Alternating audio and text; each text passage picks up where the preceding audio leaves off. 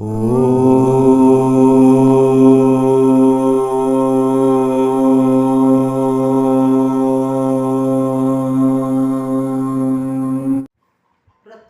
ಪುರುಷಾರ್ಥಿ ಮಕ್ಕಳು ಮೊದಲು ಅಂತರ್ಮುಖಿ ಅವಸ್ಥೆಯ ಅವಶ್ಯಕತೆ ಇದೆ.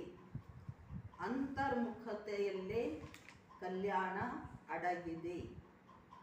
ಈ ಅಂತರ್ಮುಖತೆ ಸ್ಥಿತಿಗೆ ಅಚಲ, ಸ್ಥಿರ, ಧೈರ್ಯ, ನಿರ್ಮಾಣ ಚಿತ್ತ ಇತ್ಯಾದಿ ದೈವಿ ಗುಣಗಳ ಧಾರಣೆ ಆಗುತ್ತೆ.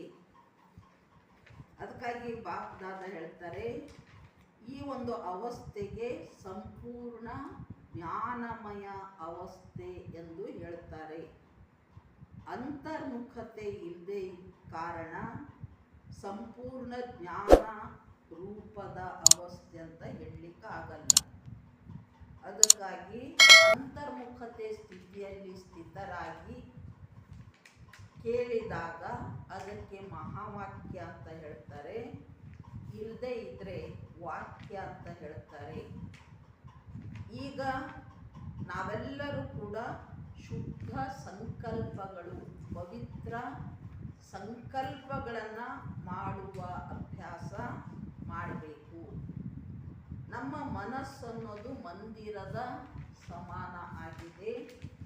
ಹೇಗೆ ಮಂದಿರದಲ್ಲಿ, ದೇವಸ್ಥಾನದಲ್ಲಿ ಸುಗಂಧ, ಶ್ರೇಷ್ಠ ವೈಬ್ರೇಷನ್ ಇರುತ್ತೋ, ಹಾಗೆ ನಮ್ಮ ಮನಸ್ಸೆಂಬ ಮಂದಿರದಲ್ಲಿ ಪವಿತ್ರ ಸಂಕಲ್ಪಗಳು ಉತ್ಪನ್ನ ಮಾಡಿಕೊಳ್ತಾ ಇರಬೇಕು.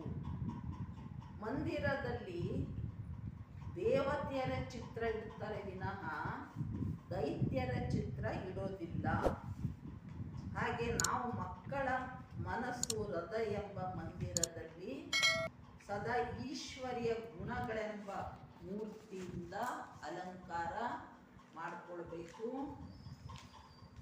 ಅದಕ್ಕಾಗಿ ನಮ್ಮ ಹೃದಯ ಎಂಬ ಮಂದಿರದಲ್ಲಿ ನಿರ್ಮೋಹಿ, ನಿರ್ಲೋಭ, ನಿರ್ಭಯ, ಧೈರ್ಯ, ನಿರಹಂಕಾರಿ ಇತ್ಯಾದಿ ನಮ್ಮಲ್ಲಿ ದಿವ್ಯ ಗುಣಗಳನ್ನು ಧಾರಣೆ ಮಾಡಬೇಕು.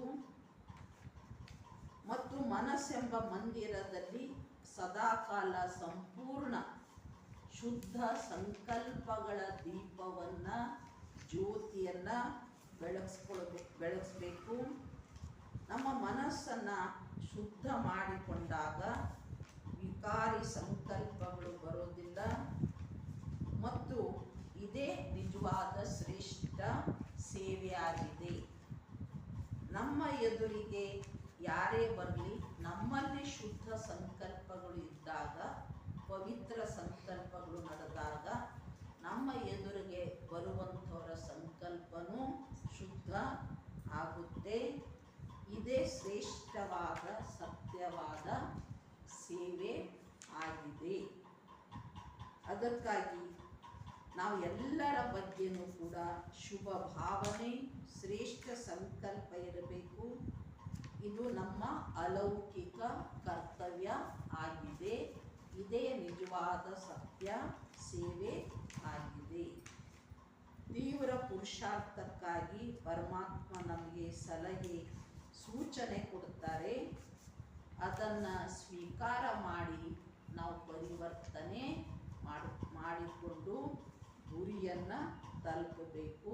ಇದರ ಕಡೆಗೆ ಅಟೆನ್ಷನ್ ಕೊಡಬೇಕು. ಓಂ ಶಾಂತಿ.